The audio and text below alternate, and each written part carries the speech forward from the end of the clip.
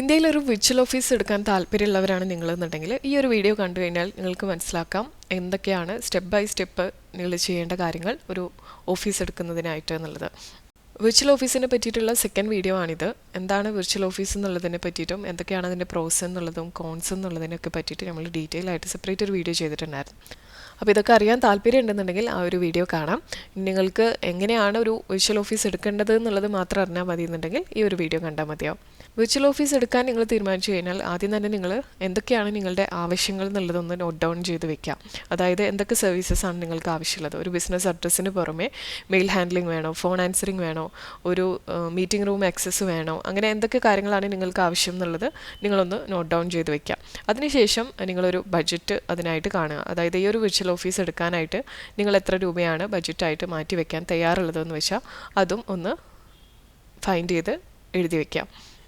ഇത് ഫൈൻഡ് ചെയ്ത് കഴിഞ്ഞാൽ രണ്ടാമതായിട്ട് നിങ്ങൾക്ക് ആരൊക്കെയാണ് ഇത്തരത്തിലുള്ള വിർച്വൽ ഓഫീസ് സർവീസസ് ഓഫർ ചെയ്യുന്നത് എന്നുള്ളത് നോക്കാം. അപ്പോൾ നിങ്ങളുടെ ലൊക്കാലിറ്റിയിൽ അല്ലെങ്കിൽ നിങ്ങൾ ഏത് ലൊക്കേഷനിലാണോ വിർച്വൽ ഓഫീസ് എടുക്കാനായിട്ട് താല്പര്യപ്പെടുന്നതെന്ന് വെച്ചാൽ ആ റീജിയനിലുള്ള കുറച്ച് ബെസ്റ്റ് ആയിട്ടുള്ള വിർച്വൽ ഓഫീസ് സർവീസ് പ്രൊവൈഡേഴ്സിനെ നിങ്ങൾ നോക്കുക. റെപ്യൂട്ടബിൾ ആയിട്ടുള്ള വിർച്വൽ ഓഫീസ് പ്രൊവൈഡേഴ്സ് ആരൊക്കെയാണെന്നുള്ളത് നോക്കിയതിന് ശേഷം ഏതൊക്കെ ലൊക്കേഷൻസിൽ അവർ അവൈലബിൾ ആണെന്നുള്ളതും അവരുടെ എന്തൊക്കെ സർവീസസ് ആണ് അവർ ഓഫർ ചെയ്യുന്നത് എന്നുള്ളതും അവരുടെ പ്രൈസിങ് പ്ലാൻസ് എങ്ങനെയാണ് വരുന്നത് എന്നുള്ളതൊക്കെ നമുക്ക് നോക്കാനായിട്ട് പറ്റും. ഇന്ത്യയിലെ കുറച്ച് ടോപ്പായിട്ടുള്ള വിർച്വൽ ഓഫീസ് പ്രൊവൈഡേഴ്സിനെ നോക്കുകയാണെന്നുണ്ടെങ്കിൽ ഒന്ന് വീവർക്ക് ഉണ്ട്, പിന്നെ ഓഫീസ് ഉണ്ട്, റീഗസ് ഉണ്ട്, ഇൻസ്റ്റാ സ്പേസസ് ഉണ്ട്, പിന്നെ അതുപോലെ തന്നെ സ്മാർട്ട് വർക്ക്സ് എന്ന് പറഞ്ഞിട്ടൊരു സ്ഥാപനമുണ്ട്. അപ്പോൾ ഇതിന് നിങ്ങൾക്ക് ഇവാലുവേറ്റ് ചെയ്യാവുന്നതാണ്. ഓരോന്നും പ്രൊവൈഡ് ചെയ്യുന്ന ഓപ്ഷൻസ് എന്തൊക്കെയാണ്, ഏതൊക്കെ ലൊക്കേഷൻസിലാണ് അവർ അവൈലബിൾ എന്നുള്ളതൊക്കെ നിങ്ങൾക്ക് ചെക്ക് ചെയ്യാവുന്നതാണ്. മൂന്നാമതായിട്ട് നിങ്ങൾക്ക് അവരുടെ ഓഫറിങ്സ് ഇവാലുവേറ്റ് ചെയ്യാം. ബിസിനസ് അഡ്രസ്സ്, അതായത് ഏതൊക്കെ ലൊക്കേഷനിലാണ് അവർ ഉള്ളതെന്ന് വെച്ച് കഴിഞ്ഞാൽ അവിടുത്തെ ഒരു ബിസിനസ് അഡ്രസ്സ് ആയിരിക്കുമല്ലോ നിങ്ങൾക്ക് ലഭിക്കാം. അപ്പോൾ ബിസിനസ് അഡ്രസ്സ് എത്രത്തോളം നിങ്ങൾക്ക് വാല്യുബിൾ ആണെന്നുള്ളത് നോക്കാനായിട്ട് പറ്റും. പിന്നെ ഞാൻ നേരത്തെ പറഞ്ഞ പോലെ തന്നെ എന്തൊക്കെ അഡീഷണൽ സർവീസസ് ആണ് നിങ്ങൾക്ക് വേണ്ടത് എന്നുള്ളത് നോക്കുക. Mail handling, call forwarding, meeting റൂമിൻ്റെ ആക്സസ്, അഡ്മിനിസ്ട്രേറ്റീവ് സപ്പോർട്ട്, ഇങ്ങനെ ഏതൊക്കെയാണ് നിങ്ങൾക്ക് വേണ്ടതെന്ന് വെച്ചാൽ അത് ഇവാലുവേറ്റ് ചെയ്യുക. ഓരോരുത്തരും എന്തൊക്കെയാണ് ഓഫർ ചെയ്യുന്നത് എന്നുള്ളതും അവരുടെ പ്രൈസിങ് പ്ലാനും എല്ലാം നോക്കാവുന്നതാണ്. പിന്നെ നിങ്ങൾക്ക് അവർക്ക് വന്നിട്ടുള്ള റിവ്യൂസ്, ടെസ്റ്റിമോണിയൽസ് ഒക്കെ നോക്കാം.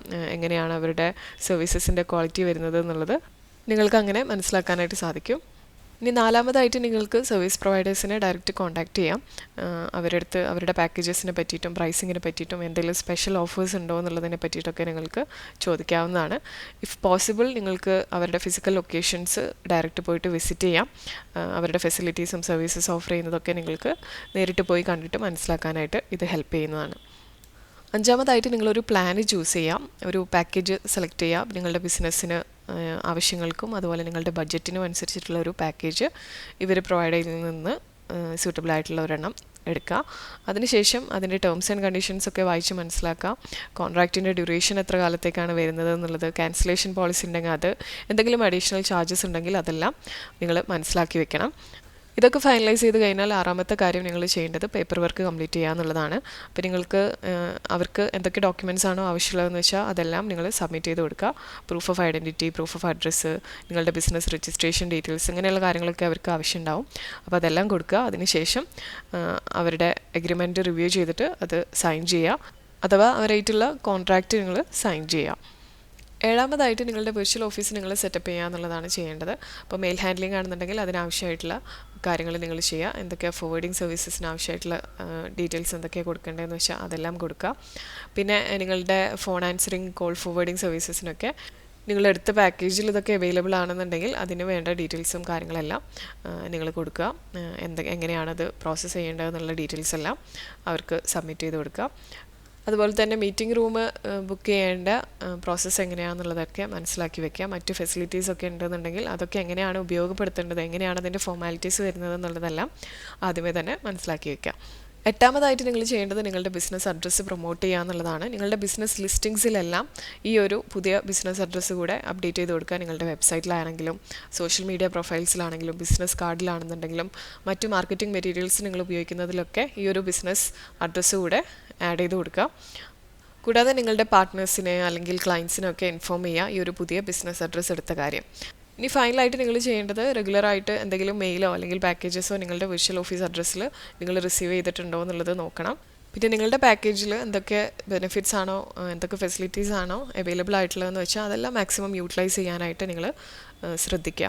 ഇനി വെർച്വൽ ഓഫീസ് എടുക്കാൻ താല്പര്യമുള്ളവരാണെന്നുണ്ടെങ്കിൽ കുറച്ച് ടിപ്സ് ഷെയർ ചെയ്യുകയാണ്. അതായത് നിങ്ങൾ ലൊക്കേഷൻ മെയിനായിട്ട് നോക്കുക. നിങ്ങൾ ഒരു റെപ്യൂട്ടബിൾ ആയിട്ടുള്ള ഒരു ബിസിനസ് ഏരിയയിലാണ് നിങ്ങൾ ചെയ്യുന്നതെന്നുണ്ടെങ്കിൽ ഒബ്വിയസ്ലി അത് നിങ്ങളുടെ കമ്പനിയുടെ ഇമേജ് കൂടെ വർദ്ധിപ്പിക്കും. അപ്പോൾ നല്ലൊരു ലൊക്കേഷൻ സെലക്ട് ചെയ്യാനായിട്ട് ഫസ്റ്റ് ശ്രദ്ധിക്കുക. രണ്ടാമതായിട്ട് നിങ്ങളൊരു ഓഫീസ് സെലക്ട് ചെയ്യുന്ന സമയത്ത് അവർ റിലയബിൾ ആയിട്ടുള്ള പ്രൊഫഷണൽ ആയിട്ടുള്ള സർവീസസ് ഓഫർ ചെയ്യുന്നതിൽ ഫോക്കസ് ചെയ്യുന്നവരാണ് എന്നുള്ളത് ഉറപ്പുവരുത്തുകയാണെങ്കിൽ നമുക്കത് കുറച്ചുകൂടി ബെറ്റർ ആയിരിക്കും. അപ്പോൾ അവരുടെ സർവീസ് ക്വാളിറ്റി നോക്കുക എന്നുള്ളതാണ് സെക്കൻഡ് സ്റ്റെപ്പ്.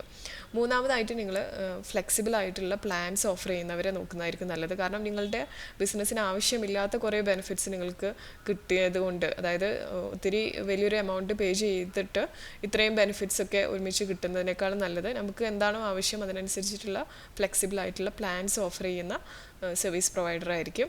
അപ്പോൾ അങ്ങനെ ഫ്ലെക്സിബിലിറ്റി തരുന്നവരെ നിങ്ങൾ നോക്കുന്നതായിരിക്കും ബെസ്റ്റ്.